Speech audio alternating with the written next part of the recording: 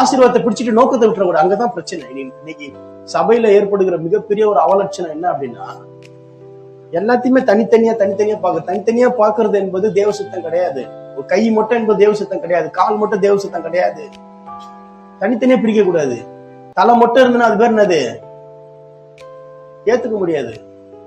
தலை மட்டும் இருந்தா ஏத்துக்க முடியாது. அப்ப எல்லாம் சேர்ந்ததுதான் ஃபெலோஷிப். எல்லாம் சேர்ந்ததுதான் தேவ சித்தம். ஒரு அலையில சொல்லுவேன், தனித்தனியா எடுக்க நினைக்கூடாது. எல்லாத்தையும் தனித்தனியா எடுக்குது. அதான் இன்னைக்கு சபைக்கு ஆசீர்வாதம் கூட தனியா எடுத்து பேசுறது. அப்ப ஆசீர்வாதம் என்பது தேவ தரிசனத்தை அடிப்படையாக கொண்டது. தேவ தரிசனத்தை, அதாவது தேவனுடைய நீதி அடிப்படையாக கொண்டது ஆசீர்வாதம். புரியுதா? தேவனுடைய அந்த தரிசனத்தை அடிப்படையாக கொள்ளாத ஒரு ஆசீர்வாதம் என்பது ஆசீர்வாதமே கிடையாது. இன்னைக்கு ஆசீர்வாதம் மட்டும் தனியா எடுத்து சொல்லணும். அநியாயம். அது பேர் அநியாயம். அதனாலதான் என்ன பண்ண முடியலன்னா, அந்த ஆசீர்வாதம் பெறக்கூடிய ஆசீர்வாதம் என்ன ஆகுதுன்னா, தரிசனத்தை ரீச் பண்ண முடியல. ஆசீர்வாதத்தை நம்ம தனியா எடுத்து பேச ஆரம்பிச்சோம்னா நடக்கிறது என்னன்னா, அந்த வாங்குற ஆசீர்வாதம் தேவ தரிசனத்தை செய்யாது. அதாவது தேவ சித்தத்தை செய்யாது.